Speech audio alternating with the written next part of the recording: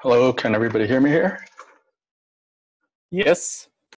Awesome. All right. Alyssa's just given us a thumbs up for us to start.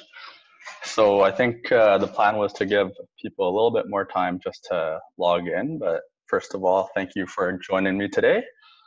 I'm very excited to show some of my work process because I think it's a good way for a lot of people to get into data viz as well as hockey analytics. I think data viz is a good gateway to explore all of the stats that a lot of people are a bit timid to explore. So the way that I was planning to have this session happen was I was going to start and create a data viz using R and RStudio, and you're welcome to follow along with the same data or with a data set of your own. And the way that I think a way that I think this could be fun to do was I'm going to send out a tweet here on my Twitter. I'll share my screen. Let's go here, share. Oh, shoot. You should be able to see my Twitter handle here, and the tweet is just sent out. So basically, if you have some ideas of some data visualizations that you want to take a look at, just respond, and then we can try and take a look at what's feasible over the next hour, and we can start putting together a basic data viz. In the event that some of these become too complicated or something, I do have backups to look at some goalie data, and I think that's also a good route to go. So yeah, I'll wait a couple minutes. In the meantime, if you are going to follow along, what you should be doing first and foremost is making sure that you have all the right things installed and downloaded. So like I said, you'd have to install R and RStudio. And in this case, today we're going to be using the tidyverse extensively, in particular ggplot2, and we'll be creating something that way. So yeah, I'll give a couple minutes. If you're welcome to send in some replies, and then we can get going right away here.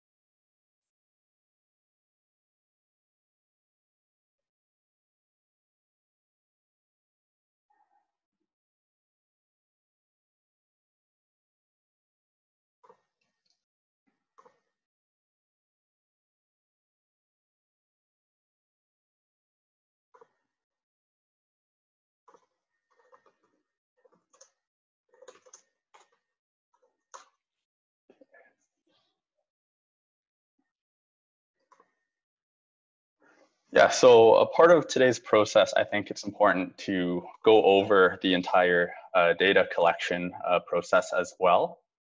So what I typically do is I look at the topic that I'm trying to explore, and then I basically look at where the data might be available. So some of the sources that I typically use are Natural Stat Trick, Evolving Hockey, Money Puck, Hockey Reference, and sometimes NHL itself.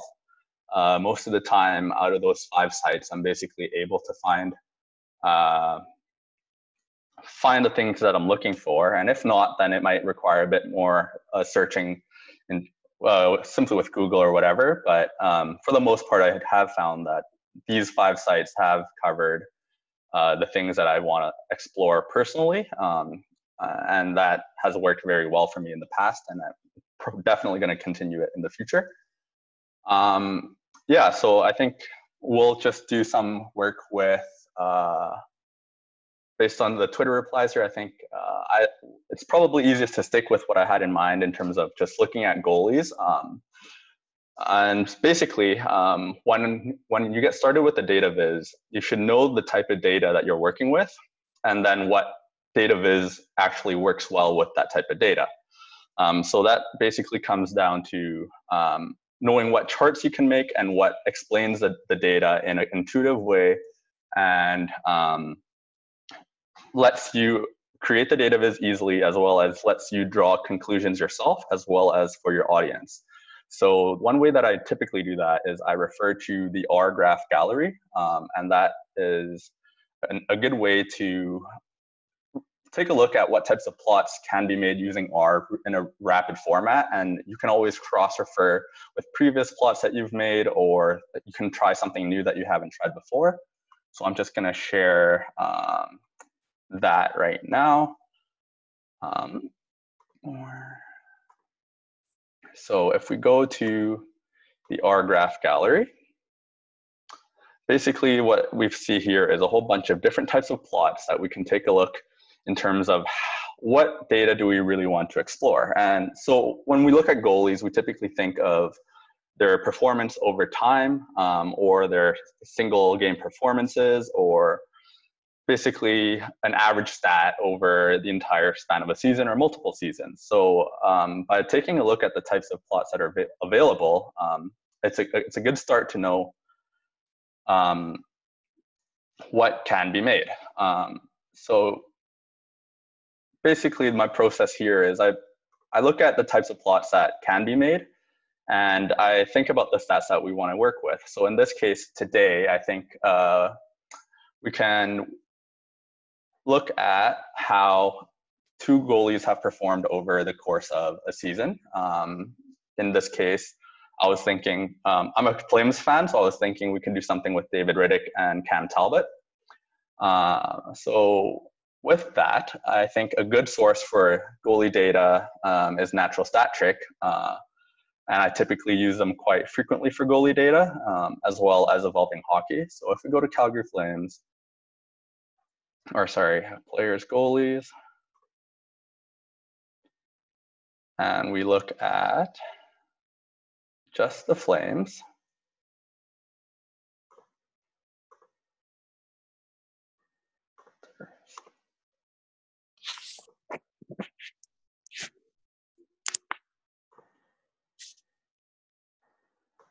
so here we can compare the two goalies, and then we can select a stat that we want to look at.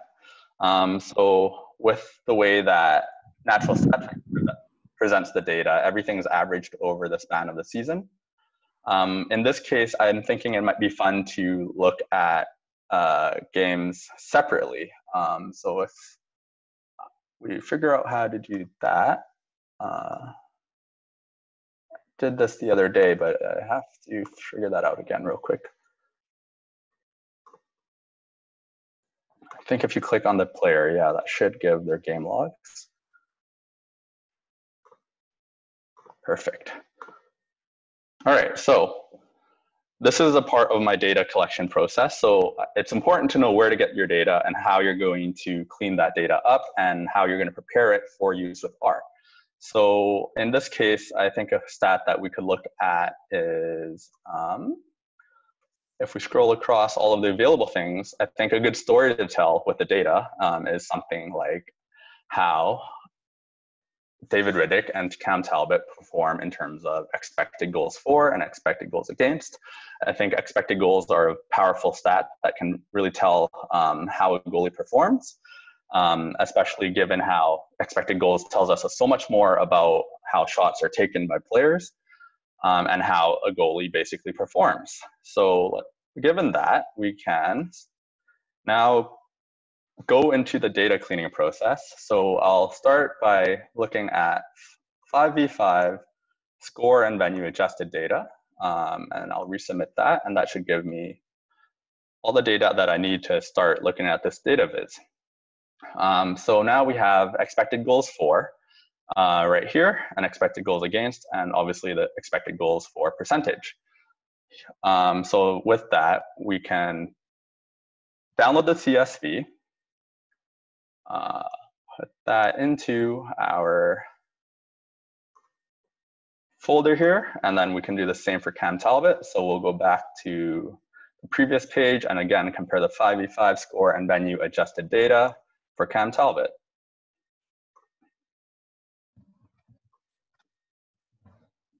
So Cam Talbot,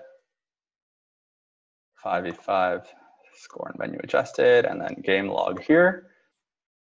Submit. And then also download this CSV. And then there, that should be all of the data collection that we'll have to do today.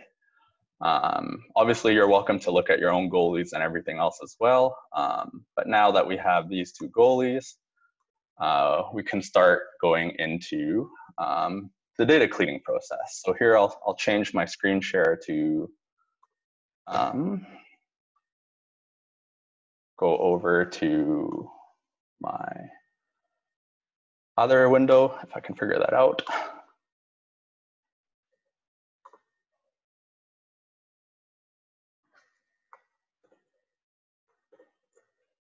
So new share, and then I'll share my screen. Okay, so I have here in my ISOL-HAC folder, we now have our two data sets downloaded as CSV files, which are the things that we will be, that's the format that we will be importing into R. So as we clean up the data, basically we want to just keep the data that we're interested in. Obviously, it's a good idea to keep all of the data that you download in case you want to have a future reference. But for today's case, I'm just going to take the data that I'm interested in. So we'll go over here and we'll just delete it for now. And then we'll delete the rest of this. And I think here it's important to mention that, you know, there are ways to do all of this in R as well, but I think it's good to be able to do some things manually. I think it helps in terms of removing the intimidation factor of data cleaning using code. And it also helps people get into it a little bit more easily.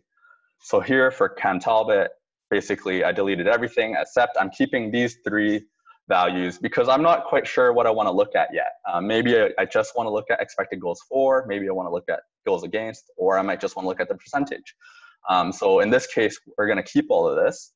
And then we're just going to quickly save this.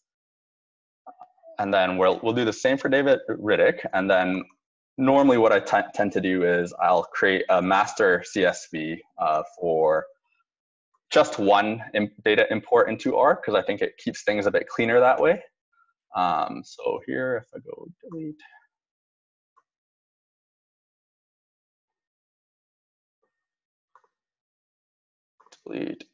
So now we have the same comparisons between the two goalies. And I think it's a good time to combine their data. So we can just copy all of this, bring it over into this Excel here. Oh, that didn't work.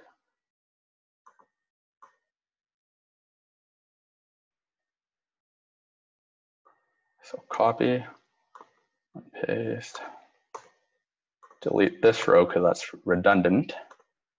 And then we'll also add a row to the left just for player labels. So here we have David Riddick.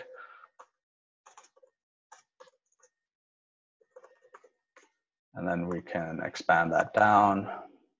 And likewise here we have Cam Talbot. Expand that down. And then we'll just put goalie. So yeah, I think having a manual sense of data cleaning gives you a little bit more control. And again, it makes it a bit easier for those of us that are not as good at code. And you know, I'll be the first to admit I'm not the best user at R. But I think from what I've experienced, a lot of Googling and a lot of trial and error can get you to pretty close to where you want to be in terms of being able to make a data viz. So we'll save this. It's already in CSV format, so I'll just call this data. And then we'll save that in the same folder. And that's basically all we're going to do for the initial data cleanup. And here we see it that we do have the data CSV ready to go, and now we'll transfer over to R. So here I'll share my R screen with everybody. All right, so this is RStudio. I took some time to just start with very, very basic pseudocode just to set up the workflow. And just one note here, I was planning to do this on a separate monitor with a vertical monitor, but in this case, I found that vertical monitor and Zoom, they don't mix very well, so I quickly switched over to my laptop.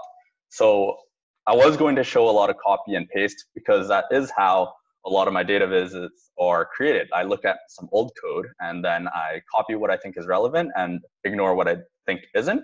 In this case, I'm referring to a different monitor, but I'll type out everything and try and keep everything as organized as possible between my two screens here. So yeah, the first thing you want to do is install the tidyverse as well as initialize it. So with that, the first line of code that you're going to want with your R script, which I forgot to mention, in RStudio, you go File, New File, and R script. That's what we're going to be using today. So in your new script, you can start with commenting the same things that I have if you'd like. I find that keeping good comments helps you refer to things later on. So we'll start with initializing the tidyverse library. So we'll start with this line of code here, tidyverse. And then to run this line of code, it's Control-Enter. And then there we go, the tidyverse is going to initialize. And then here, the next part is to change our working directory into the folder where we downloaded the data. So in this case, I set up a variable called file path that's arbitrary, but the function is file.path, and then you put in the path on your machine where your data is located, and then again, Control-Enter, and then the setwd function to change the file path over to that folder. So now, R is looking into that folder, and then we can start with the data import. So here, we're going to use the tidyverse's function for data import. So I'll start with initializing a variable called data, and then I will import the data using the read CSV function from the read R package, which is again a part of the tidyverse. So read CSV, and then if we put in the title of our file, it's data.csv, and Control-Enter. So that should work. And here we see on the top right of the data frame called data was created. And if we open it, it has the 74 objects with 7 variables. And if we take a look at what's inside, it's exactly as we set it up in the CSV. So now let's go back to what type of plot we want to make. So now I'll go back to the R graph gallery here, and then, oops. So here we have the R graph gallery, and now we know that we're going to be dealing with data that spans over several games for 2 different goalies. So in my mind, something that would probably work best with data like that is a conventional line plot. That way we can probably plot the 2 goalies over time. And then we take a look at what types of plots are available. So we can look at scatter plots, we can look at just line plots in general, or if we want to look at something else, another good resource that I refer to is the ggplot2 cheat sheet, where, oh, I spelled sheet wrong, that's okay, where there's a lot of different plots that you can think about making with your data as well. So like I said, we'll probably stick with a line plot today, and I think it's a pretty basic way to get going in terms of plotting your first chart using ggplot2. So we'll go back to the line chart here, and we'll take a look at which one seems most appropriate. So with this data, we know that the goalies play different amounts of games, and they have varying values in terms of expected goals for and against. So to compare them, we're probably going to want to use two different lines. So something that makes sense here is to just take a look at something like this. So here we know already that the two goalies will have non-equal numbers of games. So we got to think about how our X and Y axes will look. In terms of the X axis, it'll probably look like game number. Since we don't have equal numbers of games, we want the goalies to have some way of comparing their data in a way that actually makes sense. So in the y-axis, we'll take a look at which of the three stats in terms of expected goals for, expected goals against, or expected goals percentage, between those, what we actually want to look at. So I'm just going to open up code on my other monitor here real quickly.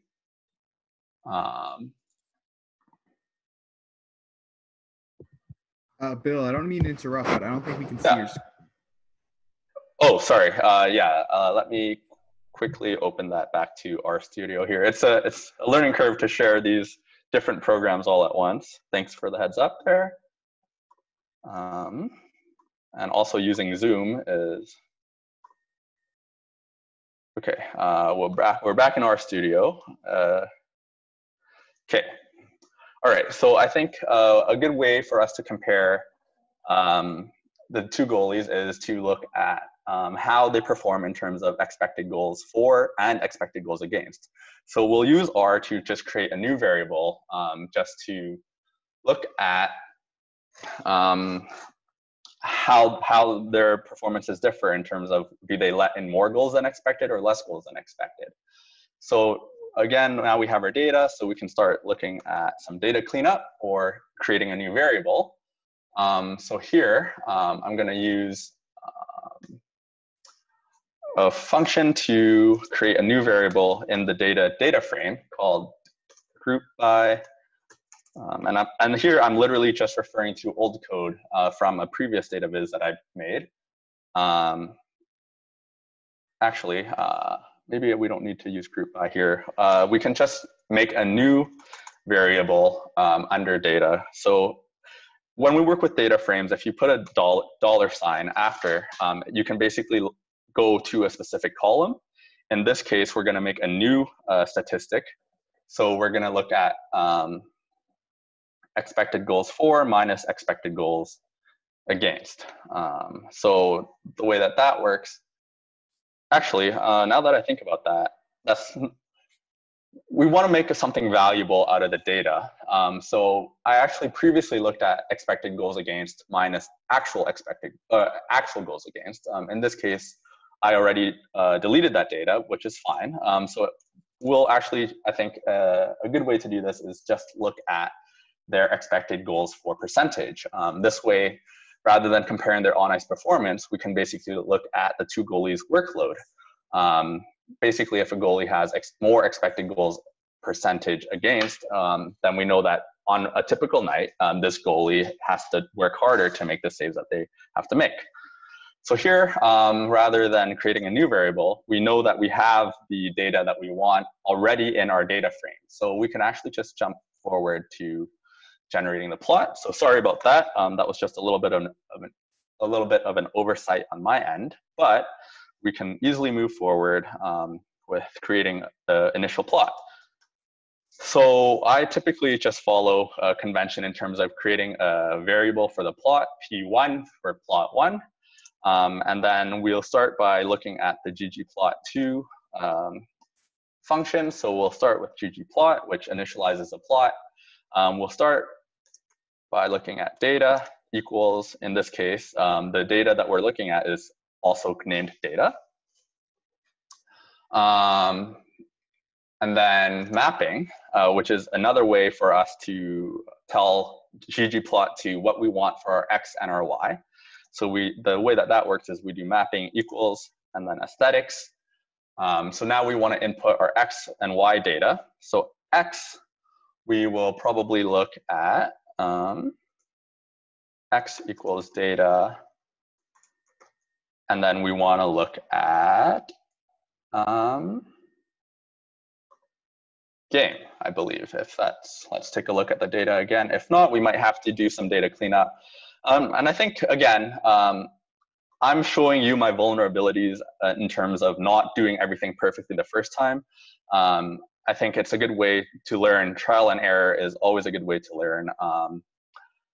So here I am already realizing that I forgot to set a game number for the goalies. So I'm going to go back into my data CSV. So I'm going to share my screen over there again. I'll just share my screen. I think that might make things a little bit easier for switching back and forth. So here, if we go back into data, I recognize that I want to plot game number on the x-axis, but I totally did not have that in my data. So we'll just go here. We'll insert a new column. We'll label that game number. And then we know for Cam Talbot, he played up to, oh, I overshot, up to that many games. Oh, my bad, that did not work. 2, 3. So Cam Talbot had 26 games under his belt. And then similarly for David Riddick,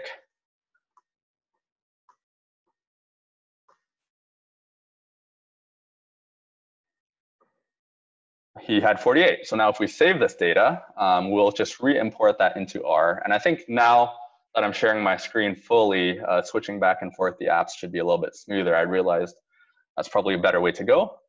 So we'll just go back into the line where we imported our data. And on this line, as where the cursor is, Control-Enter, we saw that data changed from 74 observations of 7 to 8 variables. And now if we look inside data again, here, we have game number as a column. So now we know that our x-axis can be defined by this column. And our y-axis will use expected goals for percentage. So here, we'll change this to data game number tab. And then our y, we will use data.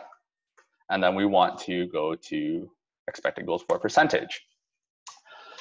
Since the variable has a unique character in the percentage, R will put the apostrophes in front and after. That's just for it to know that that's just the way that you named your column, and it's not a function of R. So we'll start with just that, and we will now take a look at plotting the line. So we'll refer back to the R graph gallery, and we'll take a look here. So we see that we have similar in terms of the setup of ggplot. We have our X and Y set, and we're not going to deal with group and colors yet or any of that. We're just going to start with looking at geom line. So we'll go back into R here, and we will do the same. So enter plus geom, geom underscore line. And then that should be enough for us to get started. So here, because P1 is taking in all of this code right here, everything that's read under the P1 variable will be performed in one step.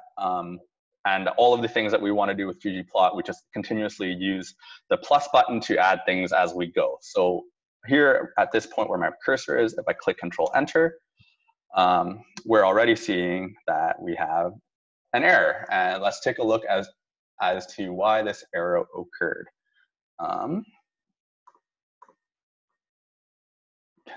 I can't see my full screen here because Zoom is in the way, so I'm going to quickly change that up. ggplot.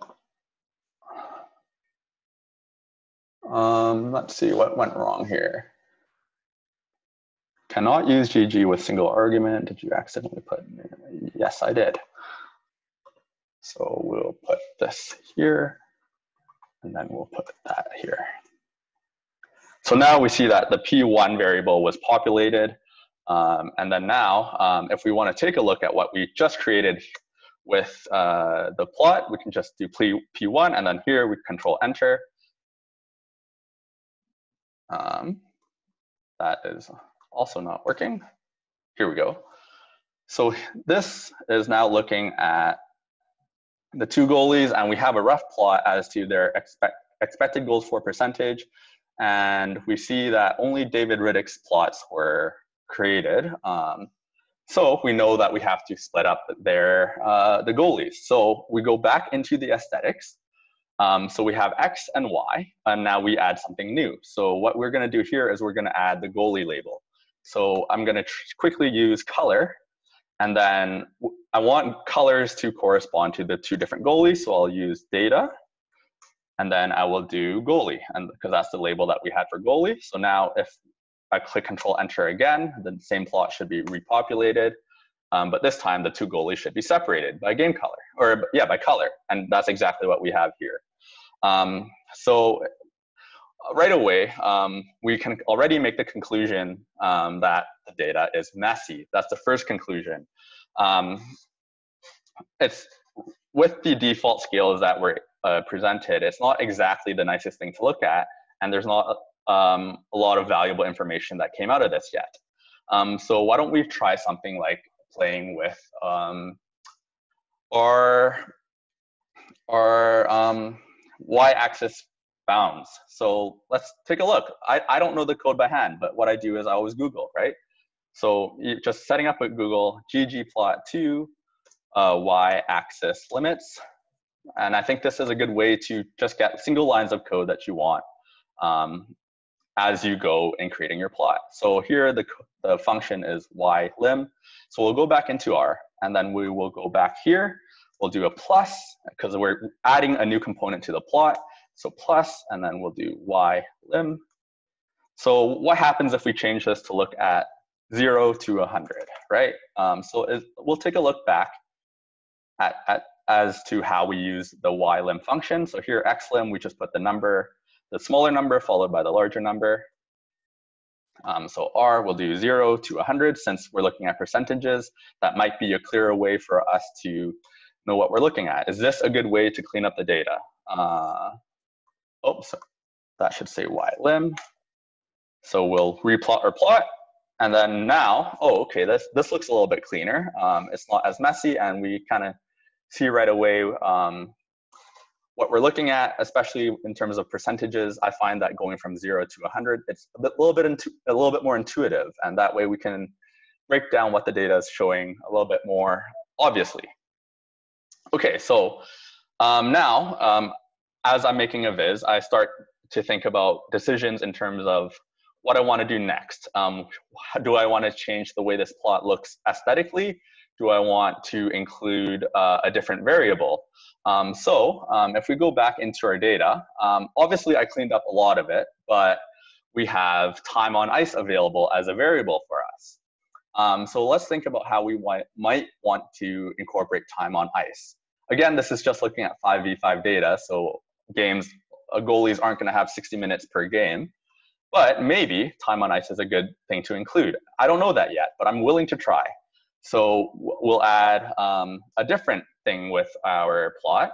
So instead of color, maybe we can do something like, let's see, I'm just going to try this. I'm not sure if it's going to work. I'm going to do size data, and then we'll do time on ice. Let's see what this gives us. Okay, so this is a big mess. This clearly is not a good way to go about using time on ice.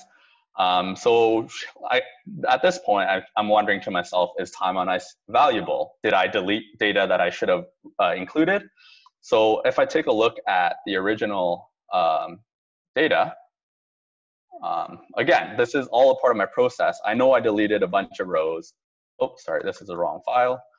I go into this one. I know I deleted a lot of, oh, sorry.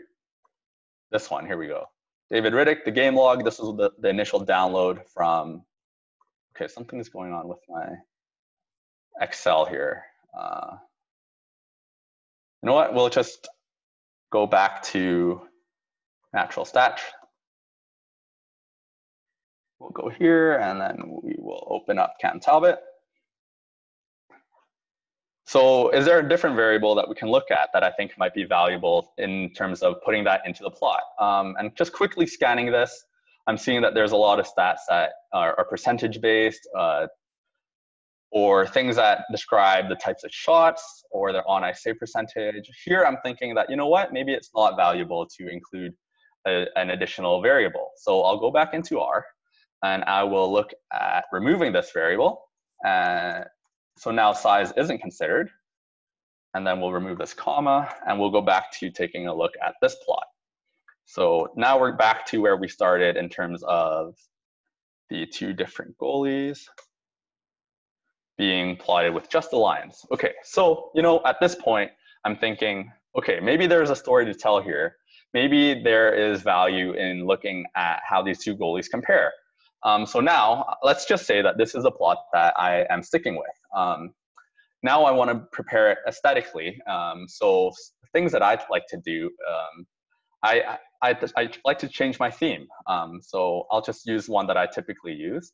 So that to change the theme here, we just use theme, and then ggplot has a whole bunch of different themes that you can pick. One that I always use is theme light. Again, we're just adding something new by component. And then if we look at the plot again, there, this looks clean, and it's something that we can work with. And at this point, I think I'm comfortable importing this into Adobe Illustrator to work with the elements directly. So let's do that. So we'll go into save as PDF, and then the function for saving is ggsave, and then I will call this ISOL-HAC plot underscore plot dot PDF. And then I am going to include a few different things. I know I want this to be a horizontal plot, so I'll make width equal to, say, 8, and then height equals to 4, and then I'll set the units equals to inch. So if I run this function, this will save the plot that is loaded up onto the plot console here. So I'll run that. And then if I go into my folder, I should see that there is now a PDF.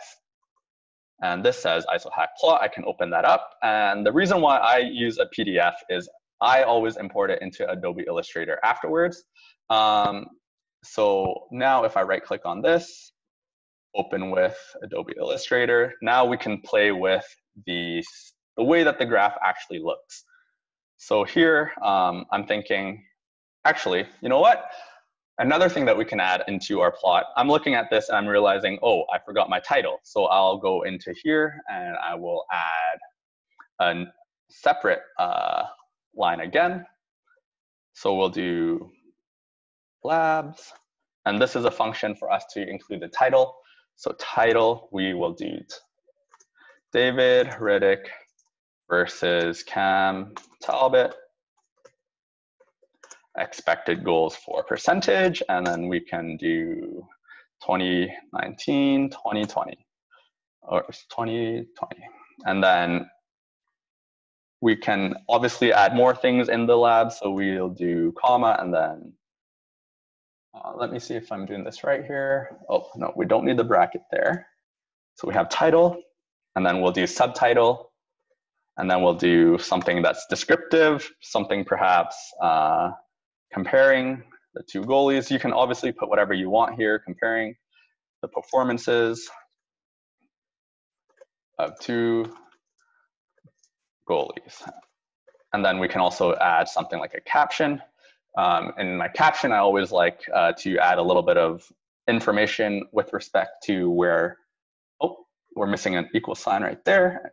So caption, we'll do something like, I created the chart. So let's just quickly put something like chart by Bill Tran, data from natural stat trick. And this is a good way to just let all of these things automatically populate before you get into editing it on Illustrator. And again, if you don't have Illustrator, you can set all of these things up in R, which makes things more accessible that way as well. So here, that should be enough for what I want in terms of what shows up on the plot. So at the end of this, we'll add another plus sign so that theme light is included. And then let's take a look at how this ended up being. Okay, perfect. So now we have a title, subtitle, and we have our caption. And now I'll close this out so that we don't overwrite that. And then we'll save this new PDF. And this is something we can work with. So this plot, brand new, open with Adobe Illustrator, and now we can edit things the way we want it to. So one of the things I like changing is, for example, the font. So in Adobe Illustrator, a quick way to do that is to go to Select, Object, and do Text Objects. So here, a font that I always use is from Google Fonts. They have a huge database of fonts that are free for personal and commercial use, and it's super easy to download and use, but one that I always like using because it looks a little bit athletic in my opinion is the Rubik font. So now I just quickly selected all my points, and now the font's changed. And now we're taking a look at what else we can change with this plot to make it a little bit more visually appealing and a little bit more aesthetic. So let's take a look at changing the legend. So now that we see that the legend says Data Goalie, Cam Talbot, David Riddick, and that's kind of bulky and it's in the way and it's not really adding too much value for us here. So what if we took this color and brought it over to the title? So let's go into our objects here and delete the things that we don't need. So I'm going to remove this. I'm going to remove this box as well. And I know Cam Talbot is red. So I'll go here. Let's figure out what color red this is actually. So we'll take a look. We'll just copy the hex code. And then we'll go into here. And we will change the color of that. So now Cam Talbot, similar red. David Riddick will do the same. So we'll copy the color of this blue. Copy, cancel, and then we'll go over here. And we'll change this. So now we basically embedded a legend right into our title. And then that way, we can easily, get rid of this, make things a little bit more appealing and a little bit more obvious to the reader. When you're looking at the plot, the first thing that you're going to look at is the title, and then that way you know automatically, okay, we're comparing two goalies and these are their colors and this is how they relate to each other. So let's change this. We want to change that to be a little bit less code-based and a little bit more presentable. So we'll do game number, add the space, things like this. All of these are little details that you can add into your plot. So let's do aesthetics-based stuff. So I want to align this in the center of the plot. So I'll click on this object, and then I will click on this object, and then we will select this to make it the object of interest, and then I will align it horizontally. And then I'll do the same with game number. So I'll select this and the whole box.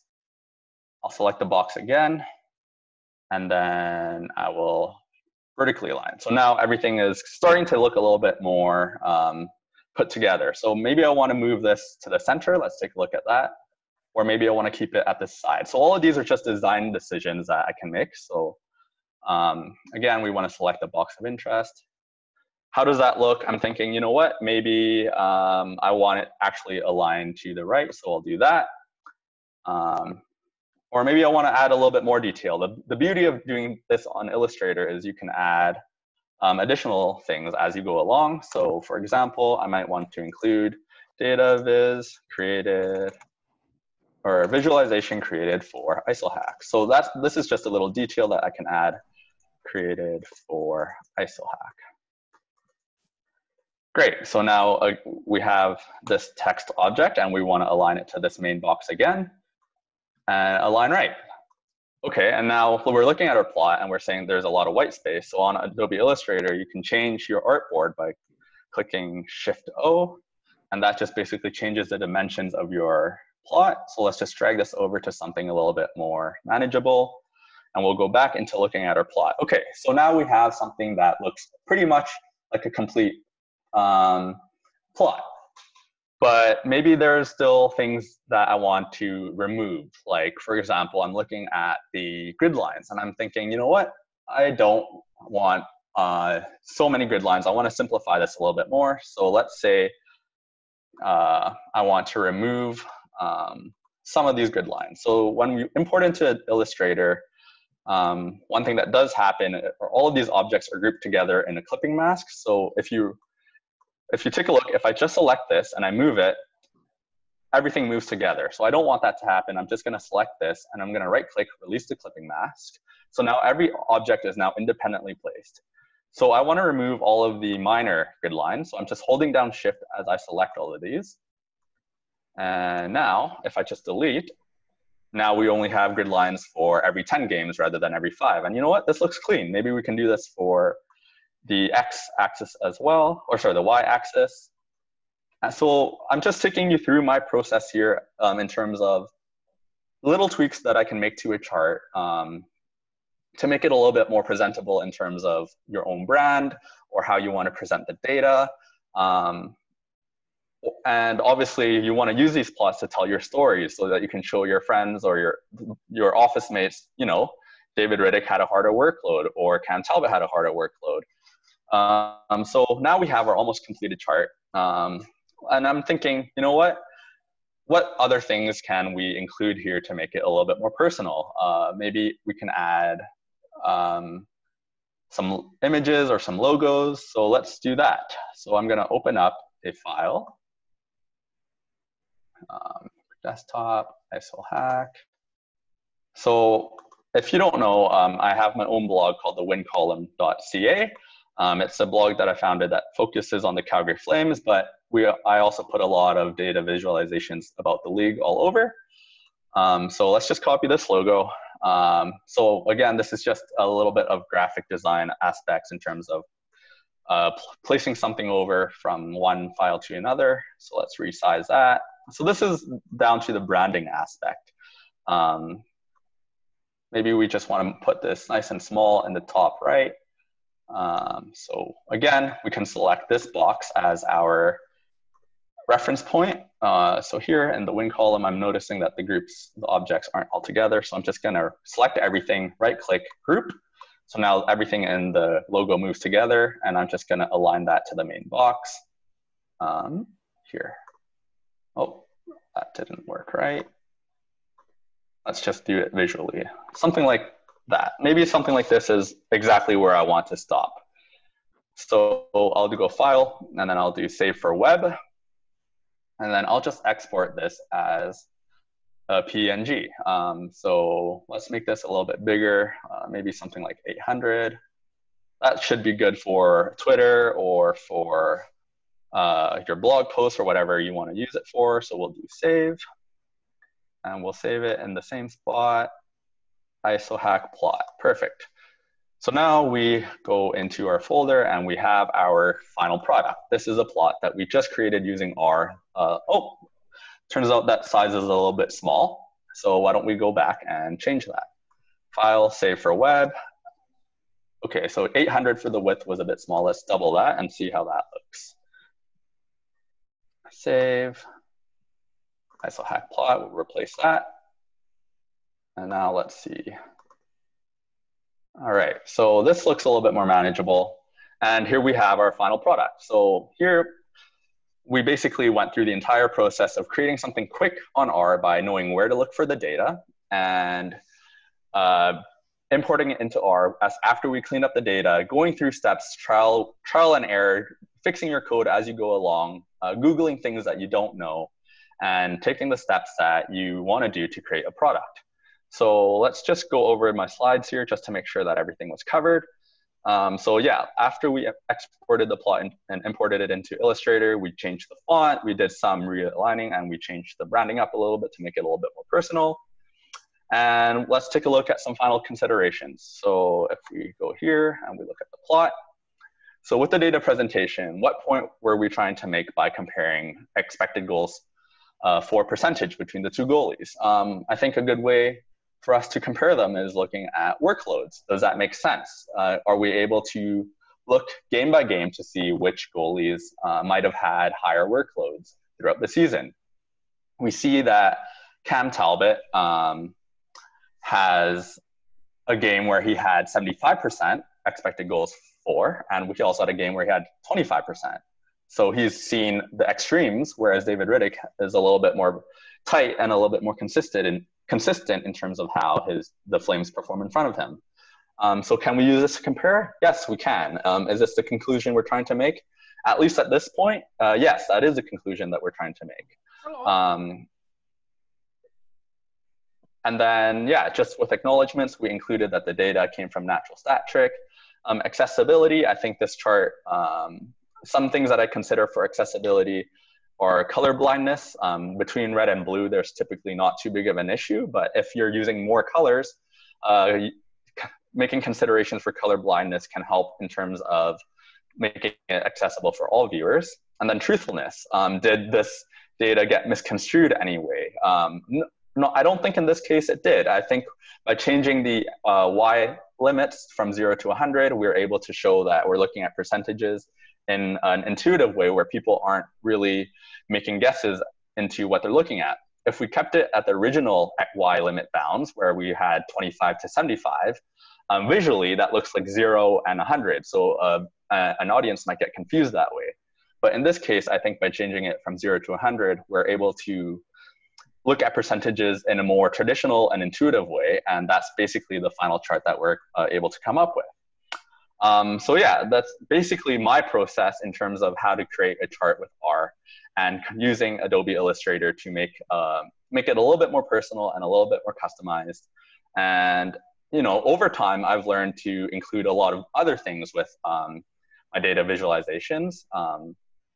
So for example, I create data visualizations by hand on Illustrator alone if I find that using R isn't a good way to create the data viz. But in other cases, maybe using R is a good way. For example, this chart, my NHL point share shells, I used R to create a plot where every single bar represents the number of points a player has.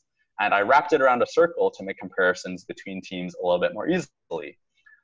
So all of these are little considerations that I make into creating a data viz. Like if I want to compare teams in terms of their scoring depth, I don't care so much about what players are contributing. I care about how a team is. So I figured by wrapping it around in a circle, we're able to compare teams almost immediately, where we can look at how Edmonton has Connor McDavid and Leon Draisaitl leading the way, whereas a team like St. Louis, for example, has scoring by committee. So those are design considerations that you take into when you create your charts. And all of these tips and tricks, again, are available on the R graph gallery, which is where I started and still continue to refer to every day. So for example, the plot that I just showed, I just took the circular bar plot and I went through the code that was presented here. I just looked at the code, and that is all presented in R again. And these are just valuable resources online that I always refer to, and I basically make it work for the data that I'm looking at. So yeah, thank you for joining me today for making a very primitive chart on R, but I think it's a good way to really get started. And now you can really explore data on your own. And if you have any questions, of course, feel free to reach out to me on Twitter. I'm always happy to answer, and we can always work together to make something a little bit more complex, a little bit more, or look at different things altogether. Like we can compare teams, or we compare players, or we can use different types of charts. Like we don't have to just stick to line charts. We can always look at, for example, here, I compared, using R, you can create scatter plots that show how different goalies have performed. Or another one that I did was I compared James Neal versus Milan Lucic, a controversial trade, but I was able to compare them in an intuitive way using R as well. Or we can compare the number of shots that Johnny Gaudreau or Sean Monahan has taken over their careers. Obviously, being a Flames fan, I'm going to focus a lot more on the Flames, but I think this is a good start for you to start looking at different data visualizations that you can create using R. And yeah, if you have any questions, I can take a few here, I think. Maybe in the chat, that might be the easiest way to do it. But yeah, if you have any questions in terms of just getting started with R, I'm always happy to help as well. And I hope that you gain something valuable. Like I said, this was a live coding process, the first time I've done anything like this. So there were some hiccups along the way, but I think, again, like that vulnerability shows that you don't have to be an expert. Mistakes can be made, and you can still gain value as you do trial and error and as you grow as somebody working with R. So here a question is, can you add a trend line to the data in R? Yeah, so let's take a look at how we might be able to do that. So R ggplot2. Oh, R ggplot2 trend line. So draw a trend line using ggplot. So here looks like we want to use another figure, another component to our plot called GMSmooth. So let's take a look whether or not that will work. So we'll go back into our plot, and we know we want to add an additional aspect. So we'll do GMSmooth, and then we'll do plus. So let's take a look at how that turns out. Cool, so now we have something that looks, well, this isn't a trend line, but at least we have averages over their range. So maybe that's something that you want to include. Maybe you want something different. So maybe GMSmooth isn't the way to go. Maybe we want a straight trend line. So let's take a look at what tutorials are available online, or at least ways to do that.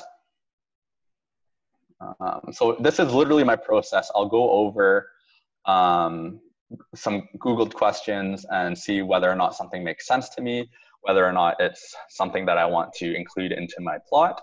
How can I, maybe if I include straight. Let's just take a look whether or not this gives us a function that we want. GMSmooth.